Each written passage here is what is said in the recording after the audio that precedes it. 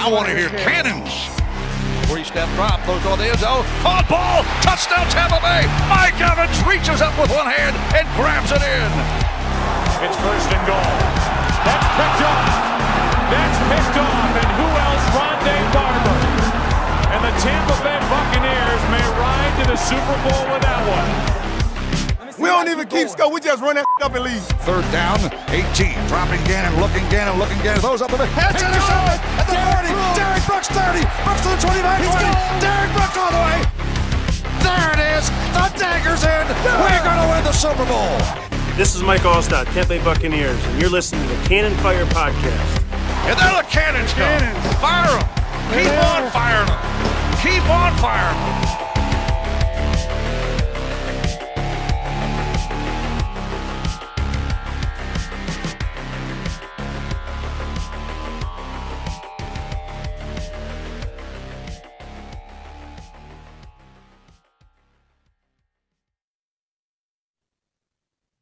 The Tampa Bay Buccaneers are 3-2, but they still have half a game lead on the NFC South, as a lot of the good teams that we wanted to lose last weekend ended up losing.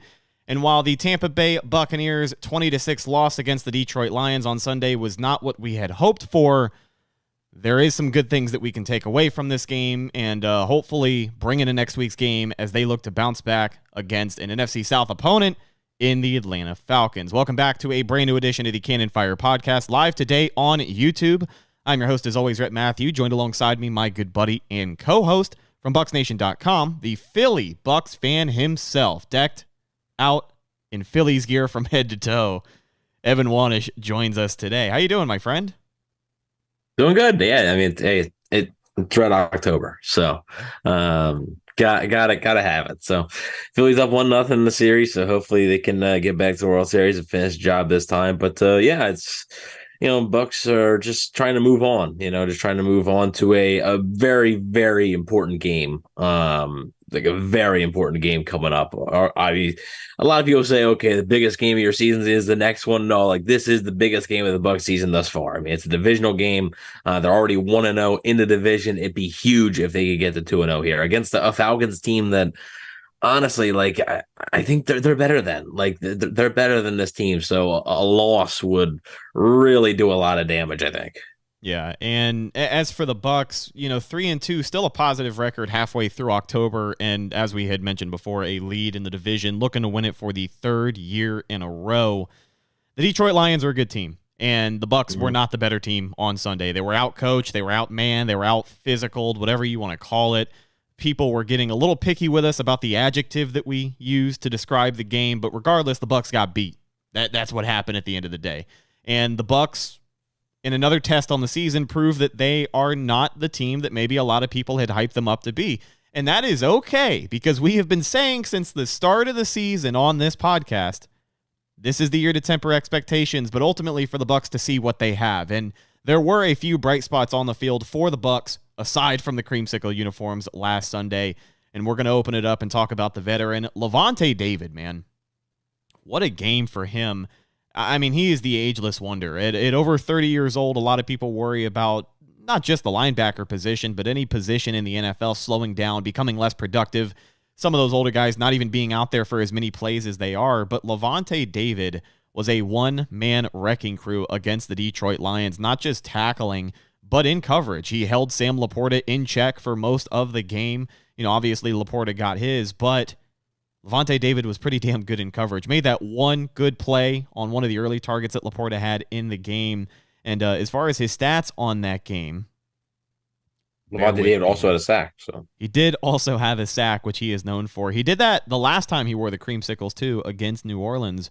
So good things come back around. 9 tackles for Lavonte David, and, of course, the sack that we had mentioned. What did you think of number 54? And he's only on a 1-year deal, so the Bucs potentially have him as another free agent after this season.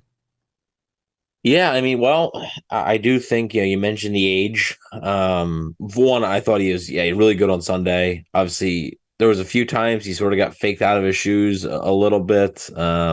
On the Amon St. Brown touchdown, he failed to really pick him up there. He got faked out of his shoes a few times, but like it's okay, like that's gonna happen. But I thought he was really good, like you said, in pass coverage, made a couple of nice breakups, had that sack, of course. So yeah, he just continues to be a really, really good football player. And you're right, you're kind of expecting, you're like, all right, one of these times, like you're gonna see, oh, that's a 33-year-old. Like one of these times you go back, oh, yeah, there's 33-year-old Lavonte David, where 26-year-old Lavonte David makes that play and 33-year-old Lavonte David doesn't, but it really hasn't shown up. Like it hasn't shown up like that. So yeah, he's been really good. And like you mentioned about the contract, and this is a discussion that we're gonna have to have, I think throughout the season, but also in the offseason, because the Buccaneers have a lot of people up for contract. I know a lot of people want to talk about Mike Evans, and it's the biggest one, I think, but Lavonte David's right there too. And if Lavonte David decides to continue playing, which honestly it's no guarantee, like I think it's going to be year to year at this point for Lavonte David. He's going to be 34 in January, so he's going to be 34 at the start of next season, so it's going to be another year older. If he decides to continue playing, I think it's in the Bucs' best interest to try and bring him back at a number that makes sense. Maybe a similar deal as it was to this year, but it all depends on what Lavonte David wants to do. If he wants to continue playing, or hang him up, or if he wants to continue playing for the Bucs, or does he look at the Bucs situation and say, like, I've had a great career here, I won a Super Bowl, but now I want to go try and get another Super Bowl. Tampa may not offer that best chance. So we'll have to wait and see. But yeah, I mean, it definitely doesn't look like he's slowing down anytime soon. And while is he the player that he was 5 years ago? No, but that's just naturally, that's naturally going to happen. You have to change, your style, and like you're going to change a little bit as age goes on, but still an insanely productive player for how old he is, and still somebody who offers a lot of value to the football team. And I got to say, I think it's a real shame when the Hall of Fame conversation is brought up with a player like Lavonte David, because for Luke Kuechly, it's no question, right? Because the difference between those two guys is a couple of Pro Bowls and maybe 1 or 2 years of All-Pro nods that Lavonte just wasn't playing in the market to get, right? The excuse for the longest time is that the Bucs were not a relevant team, so Lavonte wasn't a relevant player, right. But he is right. It wasn't. They didn't make the playoffs until he was already in the league a long time. Like Kuechly went to the Super Bowl pretty early, Yeah, he kept pace with a lot of the top linebackers across the league. You look at guys like Demario Davis in New Orleans. You look at Luke Kuechly. Bobby Wagner. Yeah, Bobby Wagner as well. All of those stats are comparable, and Lavonte, I'd argue, is better than all of those guys, and has, obviously, up to this point, more longevity as well, because his game has not faltered a bit. But your honest opinion, before we move on to the next bright spot from Sunday's loss, do you think he ends up in the Hall of Fame? Because I know that the accolades aren't there as far as the popularity contest stuff, right? Not enough All-Pro nominations, not enough Pro Bowls, maybe not enough playoff appearances if that's something they want to get picky about. But he does have a Super Bowl. And I feel like at the end of the day, we're going to get to the point where the Hall of Fame is just going to have to start letting some of these guys in, because there's a lot of players in a similar spot as Lavonte where you could argue all day till you're blue in the face that these guys belong in the Pro Football Hall of Fame, but if the accolades aren't there, and that's what usually the go-to excuse is, then they're not going to get in. What do you think about Lavonte? Yeah, well, one, I don't think Pro Bowls should be used as an accolade to get you into the Hall of Fame. No way. Especially anytime fans can have a say in it. Like, these fans are basically having a say on who makes the Hall of Fame. Like, I don't know. But at the same time, I get it. And like you said, I think Lavonte David's the Hall of Famer. And you said, there's a bunch of guys. I'm sure, there's guys we're not thinking about right now that played for probably every team in the NFL. You can name, you're like, oh, this guy, how is this guy not in the Hall of Fame? But at the same time, I like the Hall of Fame being like special. And I feel like, if you start letting just anybody in, anybody who's like, oh, he's a great player, it gets diminished a little bit. Now, I'm not saying that for Lavonte David's case. I do think Lavonte David should be a Hall of Famer. Now, will he be? The odds are probably not. I would say probably not. I think the issue was, I think he got the Super Bowl too late in his career. because I think once he got the Super Bowl, then people started to pay attention a little bit more. I think before Tom Brady came, before they started winning football games, everybody was like, yeah, Lavonte David's a good player. But like people outside of Tampa didn't really realize how good he was. And like 2013, I thought was like one of the best seasons of his career. And he didn't even make the Pro Bowl. So like it's tough. I don't think Pro Bowl should matter, but it does, unfortunately. And Lavonte David just doesn't have enough of those. So I think he's going to be one of those guys that is undoubtedly in the Bucs Ring of Honor. Like he will be in the Bucs Ring of Honor, but unfortunately, I don't expect him to make the Hall of Fame. Well, and you talk about that level of exposure after Tom Brady comes to the Bucs, and Mike Evans could obviously be lumped into that conversation as well. I have never seen more love for Mike Evans across the league than I have these last 3-4 seasons. People started to appreciate what he was when Brady got here, and he was one of the most consistent receivers on the team. Obviously, 10 straight seasons that he's going for of 1,000 yards. No one's done that yet. But I almost feel like the same could be said about him. Like, he doesn't really have the accolades, but everybody would argue he's a Hall of Famer. Lavonte David has 1 Pro Bowl. Mike Evans has 4. And Mike Evans has a Super Bowl. So, like, I know Lavonte David has a Super Bowl, but Lavonte David has 3 less Pro Bowls than Mike Evans does. And Mike Evans could very well, have like the record for most consecutive 1,000-yard seasons in a row. So I think Mike Evans is a pretty safe bet for the Hall of Fame. I think Mike Evans is a more safe bet. And also, and Mike Evans is also 3 years younger than Lavonte David. That is true. And I do think having, an NFL first record on your resume is going to go a long way as well. And I also didn't realize that Mike had been to 4 Pro Bowls. For some reason, I was thinking he only had 2 or 3. But I just think it's something to consider moving forward. But Lavonte David, again, the ageless wonder around here in Tampa Bay. Hopefully he can stay consistent and stay healthy the rest of the season. Another bright spot from Sunday's loss to Detroit was actually someone who was brought up in the live chat by our buddy Zach Jarvis. He says, do you guys think right tackle Luke Gedeke is having a Pro Bowl season as of right now? And we have talked a little bit even before the game about Luke Gedeke and his transition to right tackle and how it seems to be going pretty well.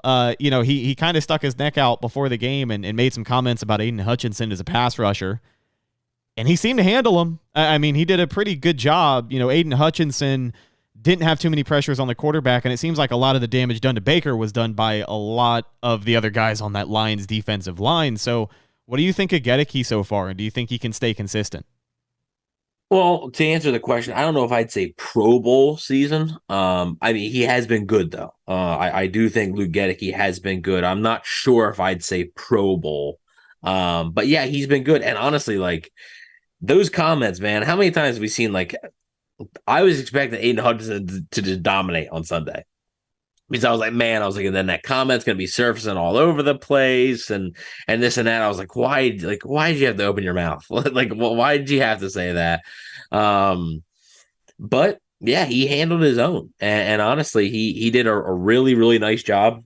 And hopefully, he can, like you said, he can build on it. And I am hopeful that Luke Gedeke can become this team's like long-term, right tackle, because right now he has been really good. And it's been good. Aiden Hutchinson had 1 pressure yesterday.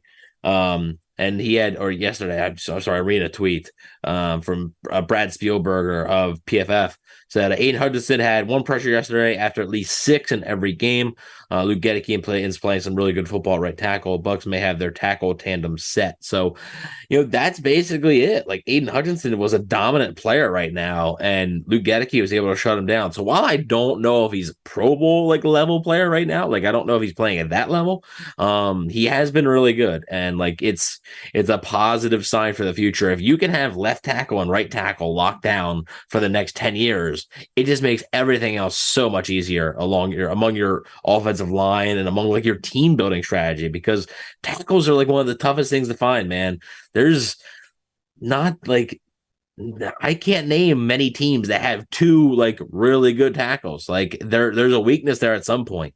And to be able to have your Tristan Wirfs on the left side there, and he's looking like an all-pro left tackle. That's a seamless transition for him.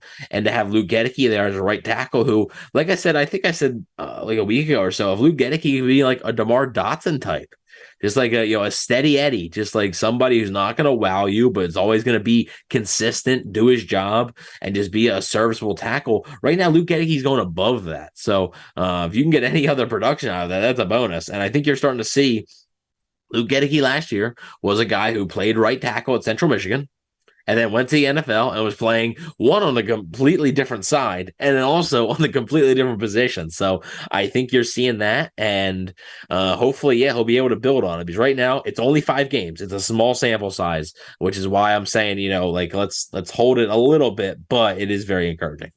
It is a small sample size, so this may be a loaded question here, but I got to ask. If Luke Goedeke, at least for the rest of this season, can continue to be what you call a steady Eddie, a guy who shows up every week and isn't going to wow you, isn't going to make an elite play, but he's going to do his job, and every now and again he's going to have a good game. If he can continue to do that, then do you think that right and left tackle combination is better than Tristan Wirfs at right tackle and Donovan Smith at left tackle? Yes. Yeah. I do, just because, one, I think left tackle is more valuable than right tackle. Is Tristan Wirfs already a better left tackle than maybe D. Smith was? Yeah, he is. Yeah, okay. He is. So like I think, one, I don't know if and people are going to be angry, but like Luke Goedeke's only played 5 games at right tackle right now. It's a small sample size. So I don't know if in terms of tackle, if Luke Goedeke is better than Donovan Smith was as a Buccaneer. But I do think, on as far as the left side goes, Tristan Wirfs is a much better tackle than Donovan Smith was, and left tackle is the more valuable position. So having Luke Goedeke at right tackle, if you have an elite left tackle and an okay right tackle, you should be able to be passable on offense. Like, you should be able to get by among your offensive line. So like, that's why I do think, this combination is probably better than having Wirfs on the right and Smith on the left, just because having Wirfs on the left and being better is more valuable to an offense. Yeah, and I asked that question about the tackles in particular because the interior offensive line for the Bucs still maybe leaving some things to be desired. We'll talk about that a little bit later when we get into the worst of Sunday's loss. But I want to talk about the other side of the line of scrimmage to wrap up this side of the conversation. And I want to gush over Kancey once again, because we talked about him on yesterday's show and had a lot of good things to say about him. Snap count comes out. He plays damn near 70% of the defensive snaps as a rookie who has not played in 4 weeks. And he gets a sack. He shows up in run defense. The Lions had a pretty tough day running the ball. Like, a lot of the Lions fans who were talking some smack in our comments section also noticed that Sunday was maybe one of their weaker offensive performances on the season, even though Jared Goff was out there, just wrecking shop. As far as Kancey goes, 11 snaps in week 1. He gets a quarterback hit. He has played 51 total snaps up until this point of the season, I believe. Right around 50 snaps, which is not a lot. And I don't want to set high expectations because, again, with defensive tackles, we know that sometimes that metamorphosis takes some time. Look at Vita Vea. It took him a couple of years to become the big Polynesian monster that we love so much now. So for Kancey, I do see a lot of good, and I think he can continue to do a lot of good on this Bucs defensive line, not only as a rotational player, but as a guy who gets more and more up to speed as the season goes on, because again, he really, in the grand scheme of things, has not played that much this season. No, he's barely played. I mean, basically, Sunday was his first game pretty much. Like, the Vikings was like an extra practice rep, I guess, so it was encouraging to see. And he's a big part of the future here. If the Buccaneers are gonna, be able to turn it around quick and get back to Super Bowl contention, they need a guy like Kancey to step up. Like, Vita Vea is a great player right now. He's in his prime, but like, he's not going to be in his prime forever. So like, they need a guy like Kancey to help, with that interior pass rush and give a little bit of juice to that pass rush, which Pass rush is needing it because the pass rush has not been good the past few weeks. I even made a video on James's channel about this. Like the stats aren't bad. Like the stats aren't bad. They had 3 sacks against the Lions. They had 3 sacks against the Saints. Only 1 against Philly. But like you look at the eye test when you watch the game, like it doesn't feel like it. Like it didn't feel like they had 3 sacks against Detroit. Jared Goff had a lot of time. Everybody wonders why they can convert 3rd and longs. Well, it's because the quarterback has all day to throw. So the pass rush has been an issue, but Kancey can certainly help with that, especially from the interior. So I think him being good and him panning out is one, it's a must. And we talked about that pre-draft, like whoever the Bucs drafted at 19, like it had to hit. Like it was one they could not afford to miss on. So far, so good. Very, very, very early. But so far, so good. So now we get into the other side of the spectrum here, getting into the conversation of some of the worst performances from Sunday. And this one kind of falls in the middle. Wanted to talk about Baker Mayfield really quickly as the quarterback. You had put out a video on Mr. Bucs Nation channel basically asking the question, is it time to press the panic button? Is it time to maybe be worried about Baker Mayfield as a long-term solution for the Bucs at quarterback? And we are still just a few weeks into the season, so maybe you were playing into the emotional response that a title like that is going to to give people and make them want to click on the video. I totally get it. But, for a lot of the Baker doubters, this is maybe the dud they have been waiting for. And I will say in a lot of ways, it feels like it potentially could have been worse.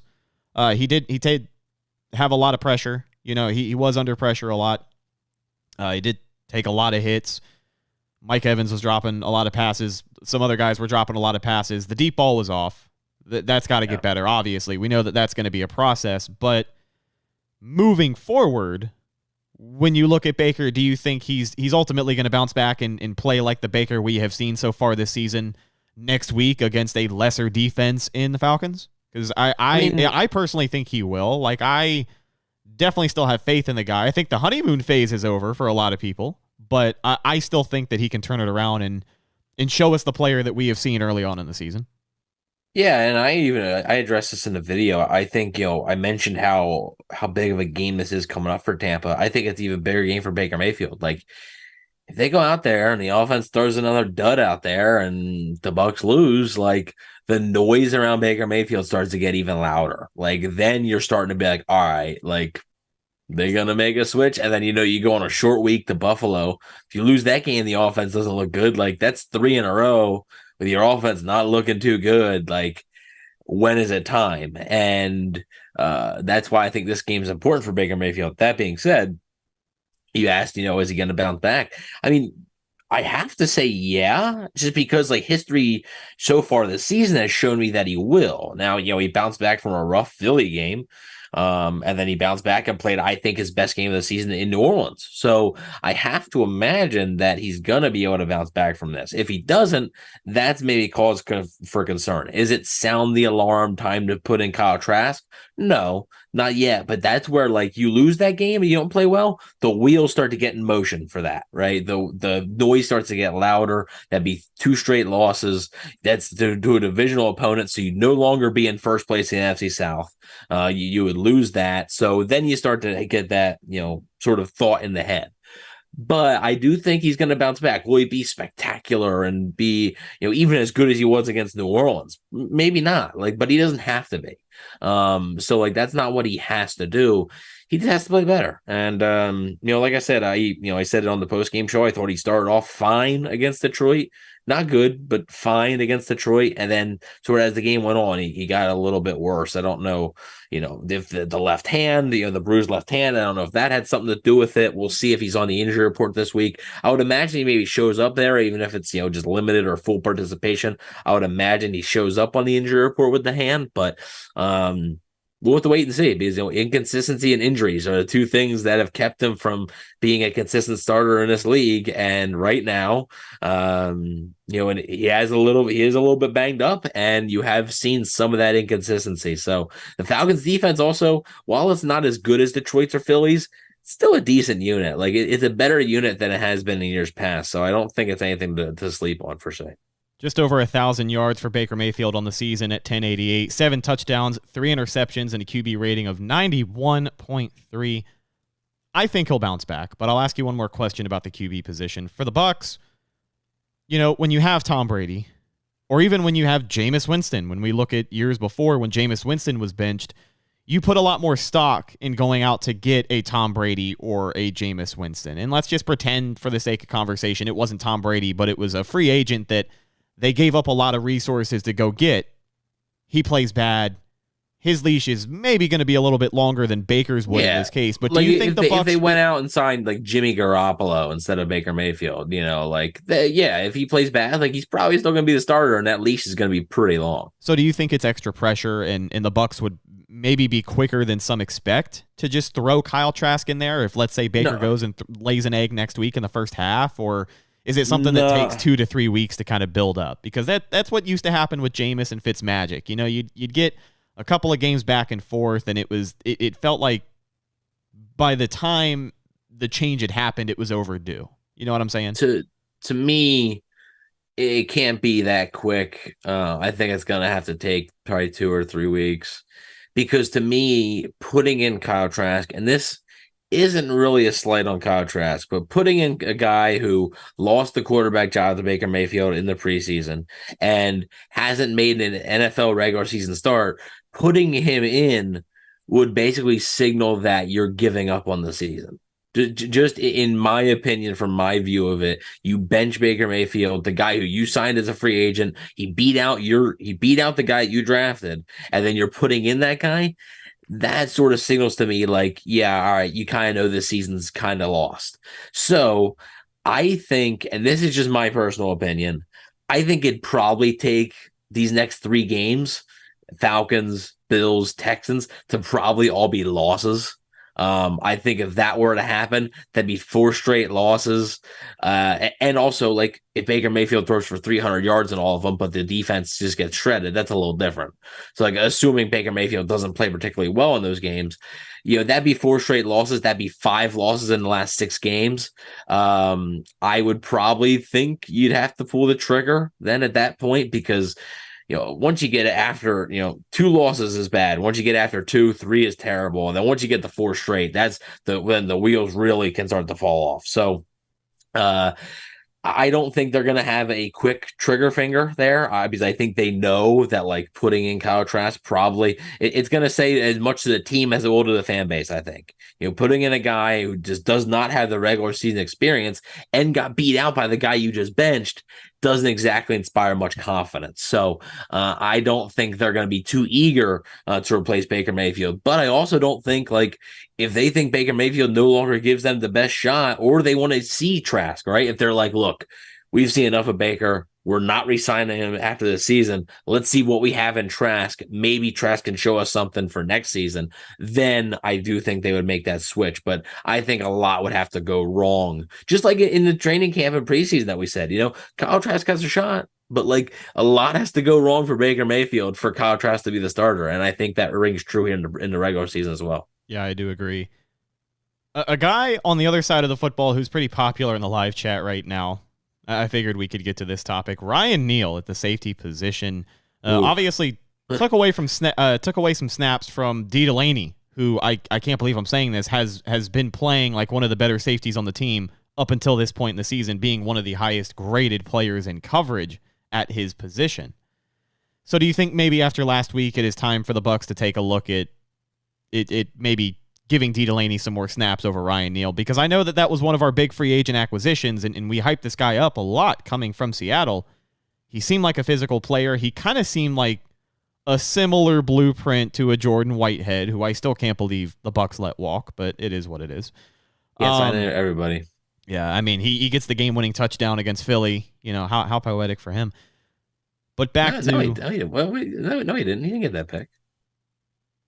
He didn't pick that ball off. Are you sure? Yeah, the guy's last name it's like Tony Adams or something. Number 22 picked I thought he made some sort of play. Regardless, he's been. He did make a play on 4th down, but okay, there you go. That counts. That counts. Thank you. So I was kind of right. We can put an asterisk next to what I said, right? Yeah, that's fine. 50-50. Thanks for giving that one to me. It's nice to win one sometimes. So, talking about the situation with Tampa Bay, D. Delaney has been better up until this point in the season, and I do think the Bucs know that. But as for Ryan Neal, what are your thoughts on where he is? Is this going to be another free agent flame out like we have seen before? Well, one thing I will say, it's not like he signed a big money deal in free agency. It's not like you're right. But for the limited offseason the Bucs had, he was definitely like one of the few signings to get excited about. Yeah, for sure. An interesting thing, Josh Capo, Pewter Report, mentioned today and or last night in a tweet, said, "I know fans are ready to write off Ryan Neal already, but something interesting to consider." And I found this interesting too. And actually, I thought this is what I saw on the tape too. Like when I watching the game and then watching some film, like that's what I saw too. Like they're not using him the same way Seattle did. So in 2022 with Seattle, Neal played 47% of his snaps from the box. Only 31% of his snaps from the free safety position. This year, those numbers are flipped, and then some, he says. 32% in the box and 42% free safety. So you're kind of asking him to do something a little different here, and it's weird because it doesn't feel like Bowles is playing to a player's strengths there. That's a drastic difference there. That is a big difference. 47% down to 32% in the box. That's big, and I just don't think Ryan Neal is that type of player. So while he has struggled, and rightfully so, like the calls for and the criticism of him is right. Ben Dean Delaney has been better. That being said, the Bucs aren't exactly putting him in a great position, I don't think. So I'll be curious to see if, I think the noise is getting pretty loud now, and he got exposed against Detroit. So I do wonder if Bowles maybe goes back to the drawing board and switches things up a little bit, and we see an improved Ryan Neal for the rest of the season. Because, right now you're looking at like a guy you took a shot on, and it just doesn't work out. So it's like, oh, okay, that's just a 1-year deal. Let him walk at the end of the season. But he's not been that great. Yeah, Todd Bowles as a defensive coordinator has been known to get creative as the season goes on, and I still think there is plenty of regular season football left for Ryan Neal to step up and make a play, and I think he will at some point this season step up and make a play and maybe get back in favor with some of the fan base who are quick to pile onto a guy. But he was pretty bad on Sunday, and hopefully the Bucs can see what's going on with his usage in the defense there and adjust accordingly. Let's wrap it up with the Buccaneers run game. This has been a topic of discussion, and I've said it before, I'll say it again. We were getting ripped to shreds the first few weeks of the season when the Bucs were winning games, and we were still like, hey, maybe this run game isn't right where we want it to be just yet. But here is a thread of the Buccaneers running game, courtesy of Greg Allman from Fox Sports, which was dead last in the NFL in yards per carry and yards per game in 2022. Somehow, Palpatine has returned. Somehow, it has managed to get worse in 2023. The Bucs averaged 3.39 yards per carry last year, now at 2.96, still worst in the league. They are 29th in yards per game, largely on volume. There are 71 running backs with 15-plus carries this season, and Bucs backups Sean Tucker, 1.7 yards per carry, and Keyshawn Vaughn, 1.5 yards per carry, are the two worst in yards per carry. Only players carrying that much and averaging worse are three quarterbacks, Jimmy Garoppolo, Jared Goff, and Kenny Pickett. Starter Rachaad White isn't much better. He is averaging 3.3 yards per carry, down from 3.7 his rookie year. That ranks him 27th out of 33 backs with 50-plus carries, on pace for 789 yards over a full season, but not with an effective running average. That looks like a Peyton Barber stat line if I have ever seen one. But for the Tampa Bay Buccaneers right now in the running back room, it seems like there are more question marks than ever. What the hell's going on with Rachaad White? Why are the Bucs not using him the way that they promised to in the offseason? Where is Sean Tucker? Why is Keyshawn Vaughn taking away snaps from Sean Tucker? And what is that going to look like for the rest of the season? Todd Bowles did address that and said that we can expect that to flip-flop as the weeks go on. They felt like Keyshawn Vaughn was maybe more fit for the New Orleans game, and after that he was more fresh. But I don't know if I buy that all the way. That sounds like coach speak to me. But Evan, what the hell is going on with the Buccaneers run game? Because things are not getting better. I guess Chase Edmonds is going to save the day, I guess, when he comes back soon. I don't know. He is eligible to return, I think, this week. So I haven't heard anything, but we'll see. I don't know. It's just these guys just might not be good. Like, Honestly, and it's not all on the running backs. It's not. It's a combination of everything. It's the offensive line. It's the play calling. It's when you're calling the plays. It's how you're scheming them up. Like, it's not all on the running backs. At the same time, though, like, sometimes make a play, man. Like, sometimes you got to make a play.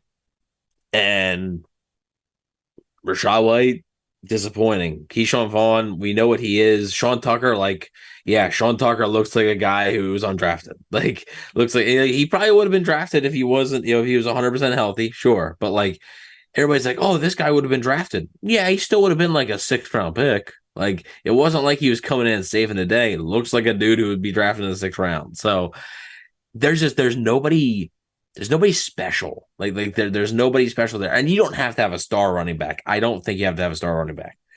But you got to be better. You got to be better than that. One thing, because I've seen it, and I want to end it with this. One thing that I've seen on Twitter a lot, and everybody's like, oh, go do this, do this.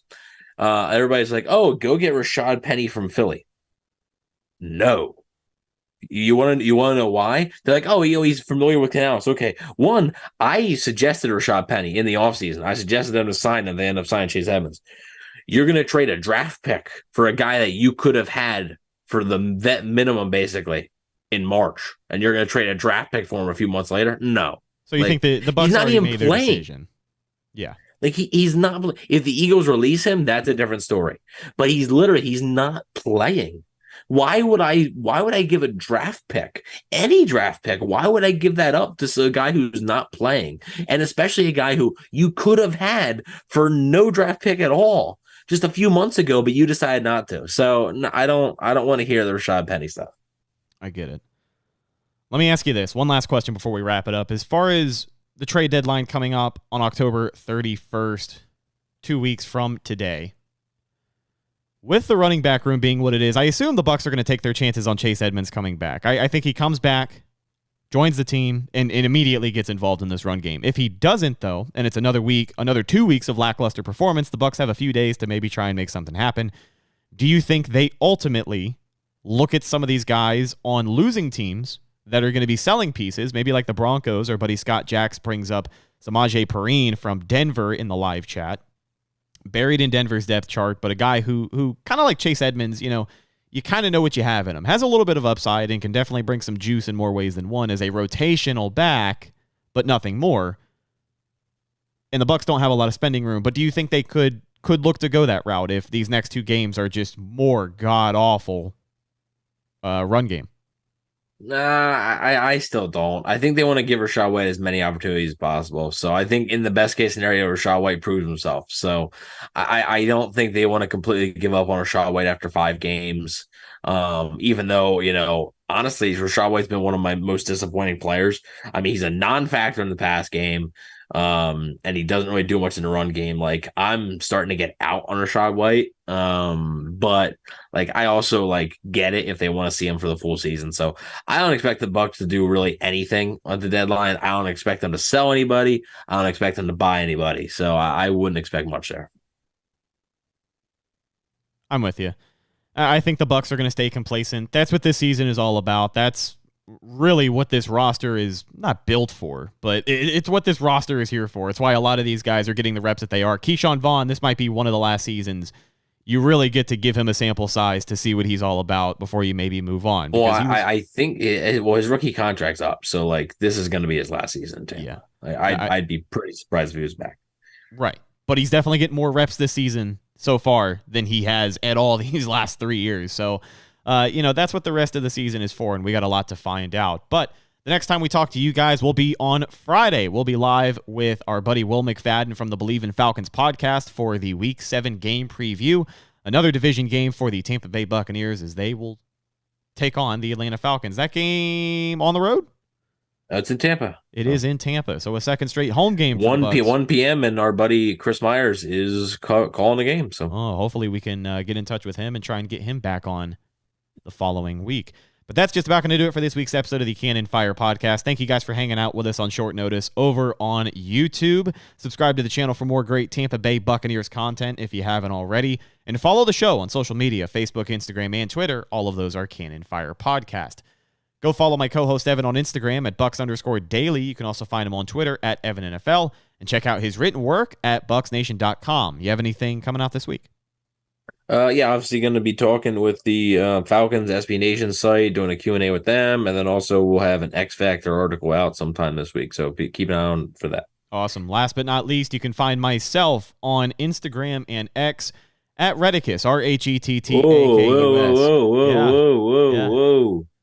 You made the switch. Peer pressure. I'm a product of my environment. I have heard more and more people, unfortunately, refer to it as X. And when I heard it from Joe Buck and Troy Aikman last night on the Monday Night Football broadcast over and over and over, I submit. So I guess follow me on X, formerly known as the artist, formerly known as Twitter. And personally, I think one day again will be Twitter at Rhettacus, R-H-E-T-T-A-K-U-S. If you follow me, I will follow you back. But that's the show, folks. We'll talk to you on Friday with our buddy Will McFadden. I'm your co-host, Rhett Matthew, signing off for my co-host, Evan Wanish. We'll talk to you in the next one. Until then, and as always, thank you for listening, and go Bucs.